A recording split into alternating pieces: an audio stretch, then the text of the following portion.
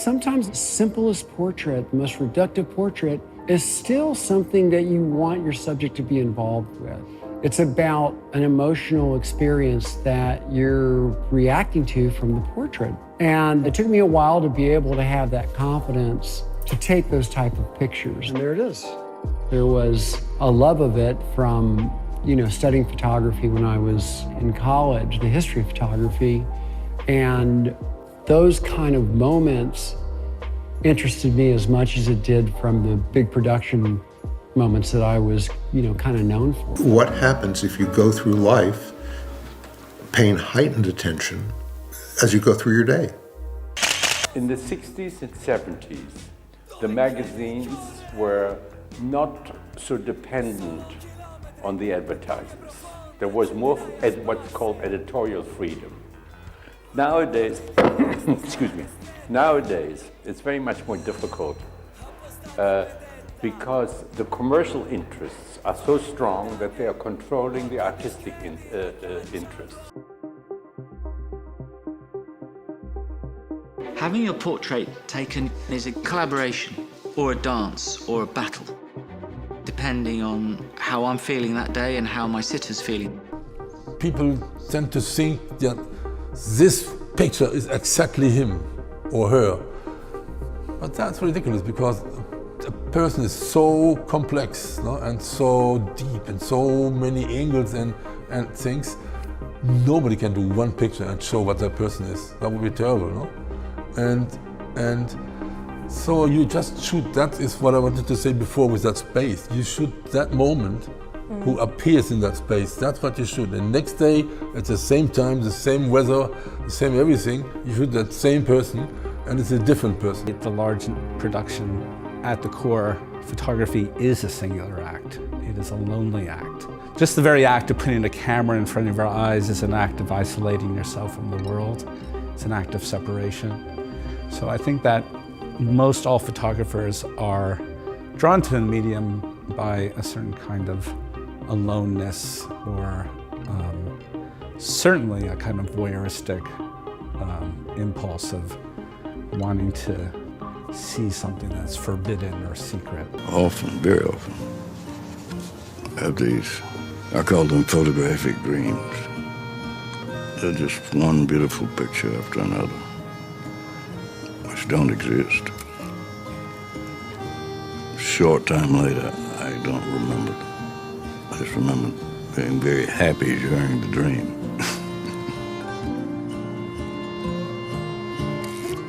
Always in color. But really, if you like the picture, does it matter to you if anyone else does? Oh, that's a good point. No, not at all. I don't listen if you say it's wonderful, how great, it's so fantastic. I don't listen to that one. And if you say, what is that horrible picture? I don't listen either, but I knew it either anyway, or you can say what you want, wouldn't interest me, not very much. I do think the struggle is, in the end, is to try to find this, almost despite the enormous production, to have, in the end, a singular voice. I think art should be for the soul, for the love, for the anger, for the passion, for all those sorts of things, and not about making somebody else money. So I think the internet, importantly, has put us artists in touch with their audience in a way where they don't have to go through a third party. So I think that's important. If you can trace every step and element back to yourself and then judge the result, you don't need to listen to anybody else, except when you want to listen to somebody. And then you know right where you are. Then everyone can say, wonderful, you're the best. But you know very definitely that it's not true. If you don't have any roots, you'll believe anything. I mean, all great social movements create art forms, and we haven't really seen the art form coming out of the internet yet. We will do, but I don't think it's quite there yet. After a while, I realized that if I can harness the experience of what happened to me, I now know what it is to hurt. That is a door to something that you never had before, and that is empathy. I have a very simple definition for beauty. I mean, the lowest you can get, no? You can have. And that is yourself. It's just about yourself. If you stand to yourself and you I mean, you be yourself, then you're beautiful. It sounds very, very a little cheap, but it is, I think there's no other definition, except you can go into details again, no? But I mean, if you want to go as basic as possible, as basics, then I think that's a pretty okay one. It's like life itself. You just learn how to benefit from accidents and chances that you take. I mean, I've tried meditating, and I find that if I cut myself off, follow my thoughts, all fine, and then the phone rings, and it's my mother, it's all lost. So what happens if I try to maintain that kind of awareness in the midst of life?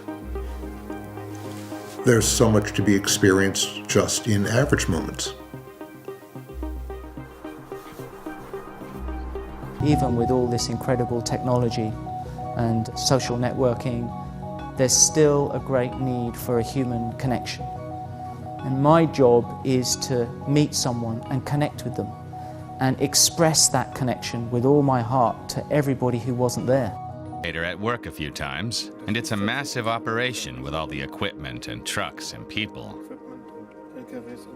But Peter makes you forget all that. So you take your actors and models away from it all, and suddenly you're sitting in a different corner where there is no light, and you're taking pictures of what you really wanted to take.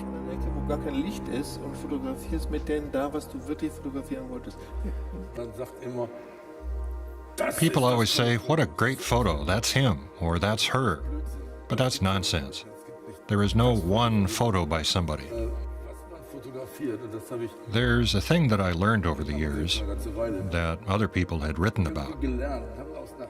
They already knew it, but not me.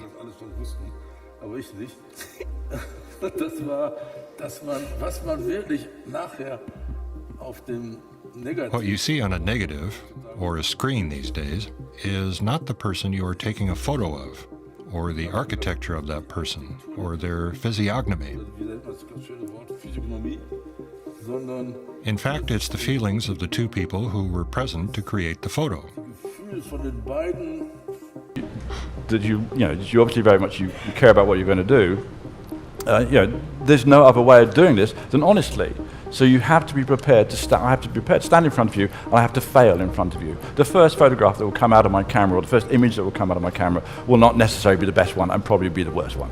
So I have to accept I'm going to fail in front of you. That fear of failure is something that drives people to do the worst thing. They repeat themselves. They try and hang on to what made them successful in the past, rather than opening up and say, okay, I'm going to fail. And I will fail, that's a human act to fail, and actually that shows you things. When you fail, that shows you much more than when you succeed. So I'm quite happy to fail, and I fail regularly, but I don't mind doing that because that gets me through to another level. I like mistakes. Mistakes show you the chink in the armor that you can get in through. That's what mistakes do. They show you things you couldn't expect. And I think all that's really, really important. The world is your oyster when it comes to photographing. There's no need to limit yourself to certain subject matter, as long as you are behind the lens and your obsessions, your subconscious is in every picture. A camera is really just a paintbrush. It can be a little point and shoot, or it can be a big, large format camera, but they all do exactly the same thing. It's just what your needs are. It's nice to be able to make a record of time.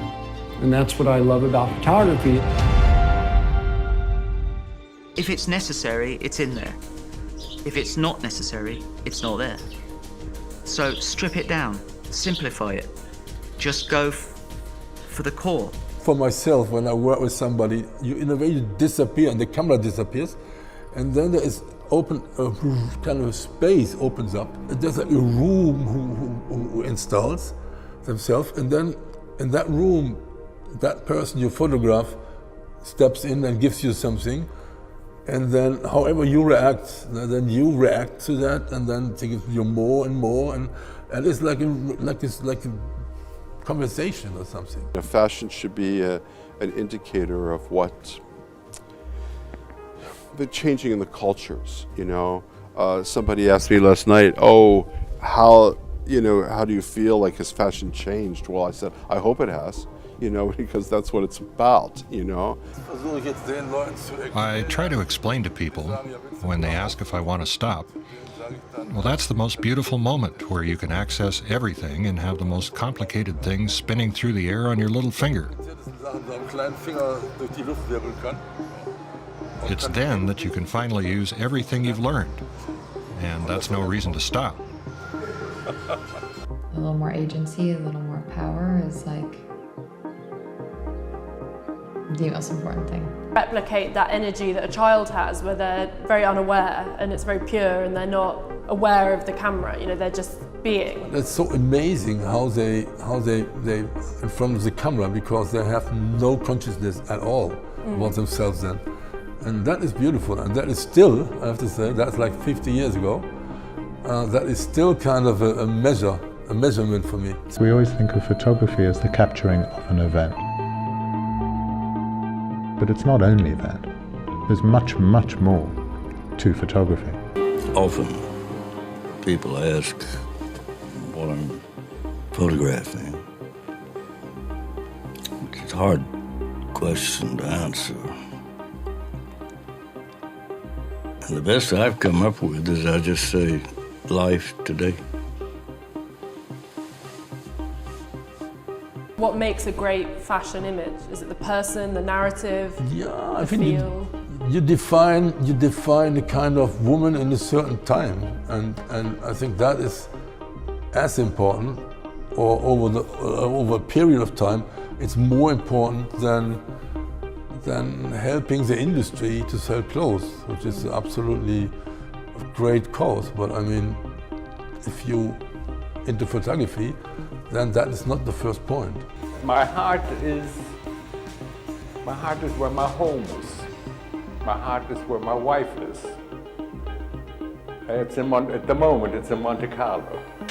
I was much more interested in the way people deal with the passage of time, the loss of power, people who have been close to power, and what happens on their faces 30 years later.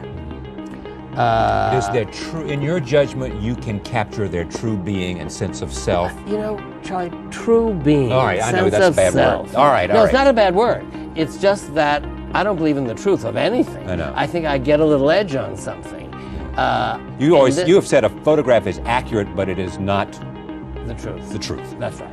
It isn't the truth. It's my truth of the day, and the truth of this day is not the truth of 10 years ago. And when it's not to change the world. I mean, it's because you express something you feel to express. No? So do you take pictures for yourself mainly? I don't do pictures for myself, because every picture is for myself. No? The commercial work is still work, and in 100 years nobody asked them were commercial or not commercial. So and if you don't go out of the way from this fight, not to fight the thing that every picture you do is your picture, no? And that is very difficult if you separate yourself in this is what I do for money and this is what I do because I'm a genius. So I think it's much better, and there was a really decision I made a long time ago that is the same thing as one thing. No? Separate himself from the others has to have a point of view and an idea. You can't just like have a camera in your hand and just take pictures and pictures and pictures and I think you need to go into what you do with a point of view, an idea that defines what your work and what you're about. I think we have to embrace these things, and we have to shape these things even more importantly. So I think these huge cultural changes that are happening to us and will happen to us through the internet and through things like virtual reality, artificial intelligence, robotics are really important. It's important that we engage them. It's important that we do not just fear them and shun them. It's important that we actively take them part of what we do. My main agenda is to photographing the leisure pursuits of the Western world. Because when you have leisure, you actually can define who you are, what you're doing, how you choose to spend your leisure time. And there's enough photographers going off to photograph famine, wars, all those terrible situations, and I'm glad they're going, but my main stock is to photograph the things that you and I do and that the viewers of this video are doing, and that's how you spend your time, and that's what I think needs to be documented as an important part of the process that I undertake. There's nothing I don't want to photograph. Workplaces, factories, supermarkets, fetes, the beach, pile it on. I want to get out there. So when you say beautiful or beauty is the courage to be yourself, that's a very clear statement. Beauty should really have a relation to, it should be related to something real. No? When you make like a crazy story with like green lips and everything, that's fine too, no? And it's beautiful and funny. But if you talk about beauty, that's normally, for me, there's only one way, you know, and that is the minimum. And the courage to be yourself is not much, no?